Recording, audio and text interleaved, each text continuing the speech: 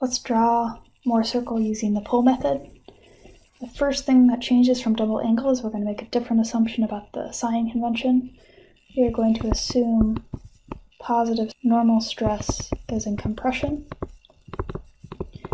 We're going to keep the same sign convention for our shear stress, so positive shear is counterclockwise on the surface. So if we look at our three stresses, sigma x is in tension, so that's negative. Sigma y is compression, positive. On the x surface, it's counterclockwise, positive. On the y surface, it's clockwise, negative shear stress. Just like we did with double angle, we're going to draw our axes first. We're still going to have our normal stress on the x and shear on the y, but our shear is going to be positive upward.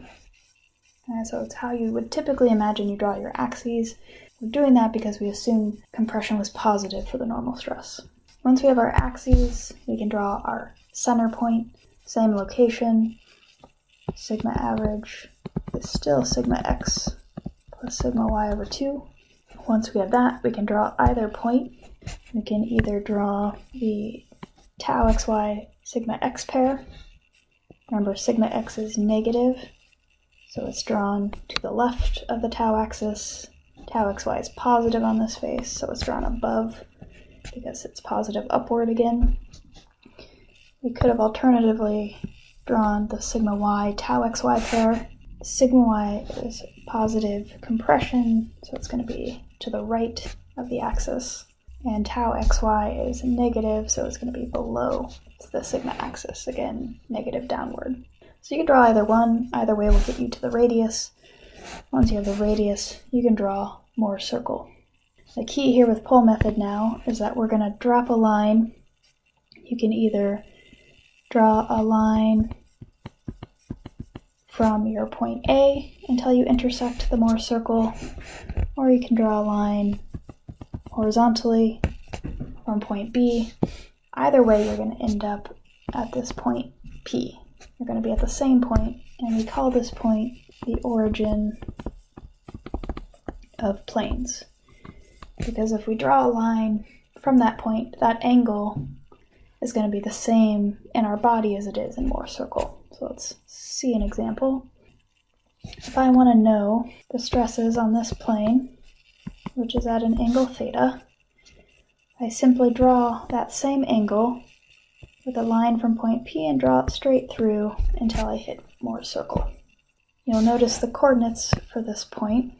If we look down here, this is sigma y. Sigma y matches the x-coordinate. If we look here, the x-coordinate matches sigma y prime. Likewise, if I were to draw a line straight up from this point, I would see the original stress state, but I would be looking at sigma x with its tau xy component. I can do this for any point. I can draw this for the principal stresses. They're at the same locations as we saw with the double angle method. If I draw a line through these, I will see sigma 1 here, right? And I will know the orientation angle theta. I can use simple geometry to figure out that angle and those stresses. I can do the same thing with the shear stress.